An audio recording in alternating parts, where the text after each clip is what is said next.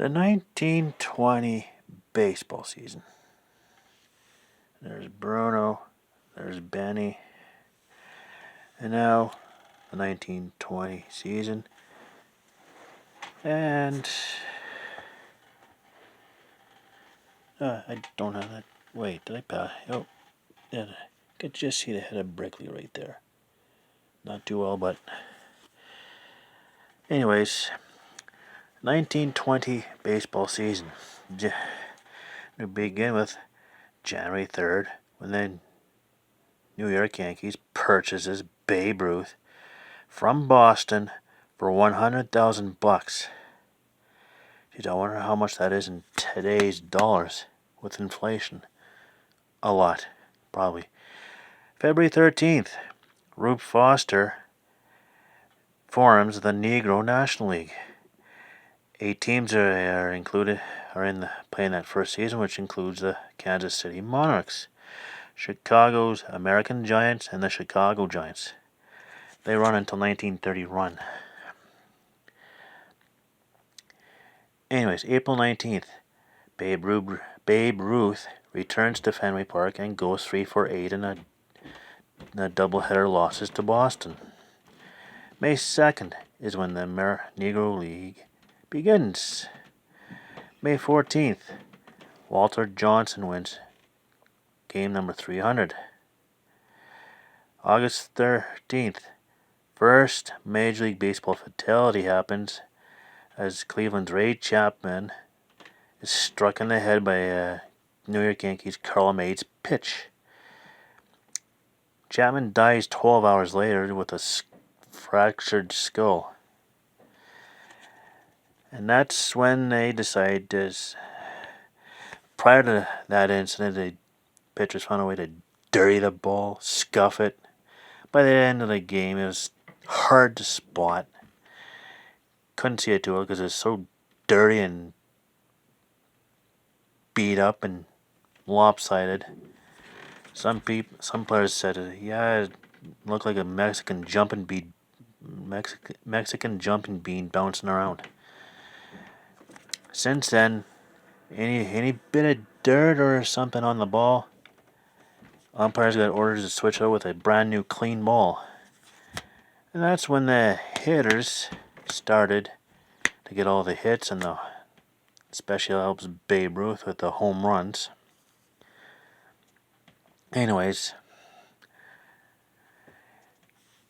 September 17th, Detroit's Bobby Veach and New York Giants' George Burns. I doubt it's the actor George Burns, but they both hit for the cycle in their separate games. Detroit beats Boston in a slugfest 13-12, and I read Boston had 20 walks in the game and still lose. Yeah, not taking advantage of your man on base. The New York Giants had beaten Pittsburgh 4-3. On October 2nd, Pittsburgh and Cincinnati play the last ever triple-header at Forbes Field in Pittsburgh.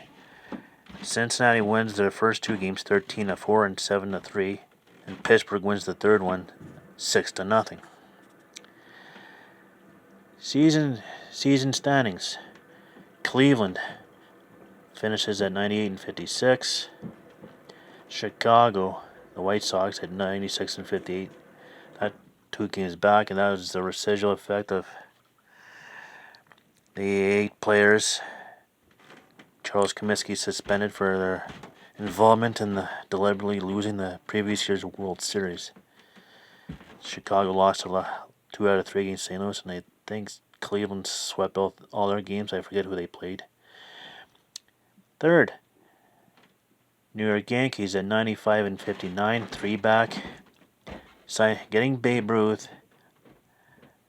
To this day, I think that started. It turned the Yankees into contenders, getting Babe Ruth.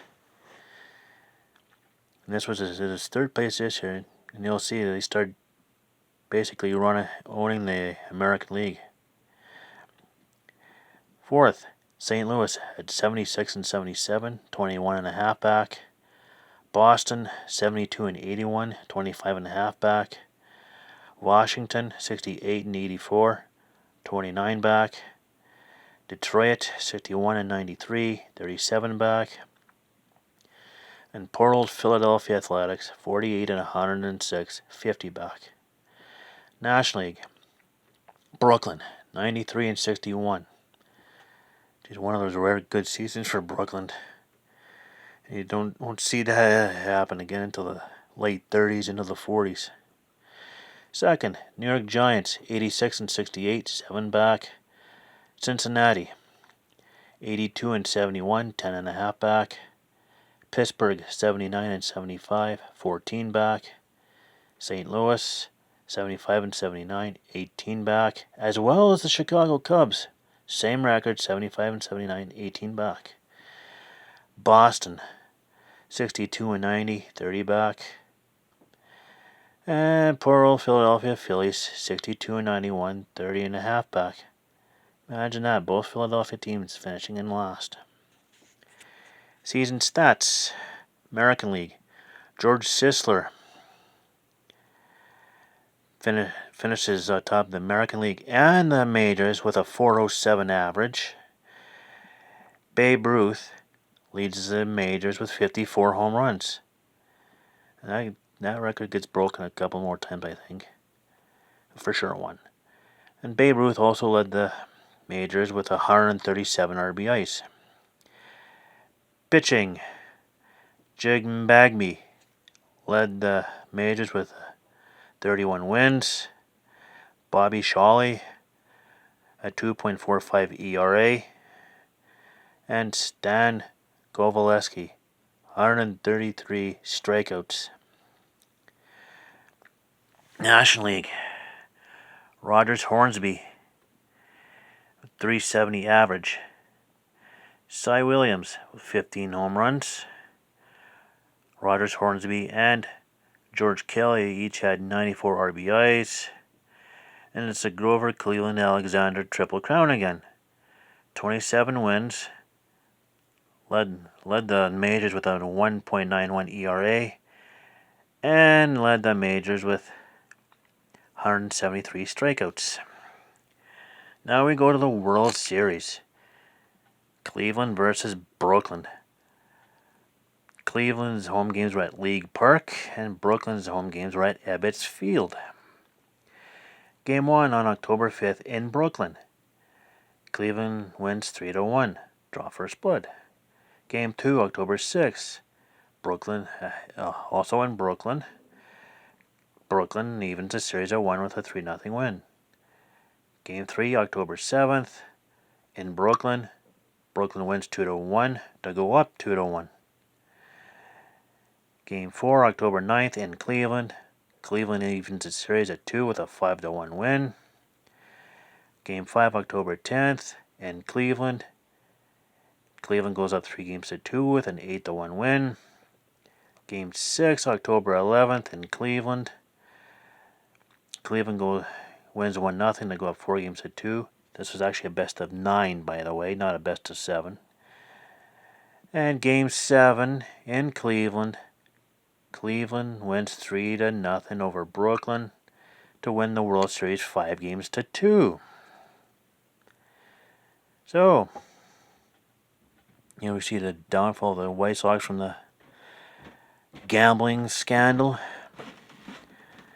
And we see the rise of the New York Yankees, who started becoming a dominant team as we knew during the 20s and 30s. You'll see as this series goes along that they end up pretty good. Tomorrow, the 1921 World Series and the Major League Baseball season. And until then, stay tuned.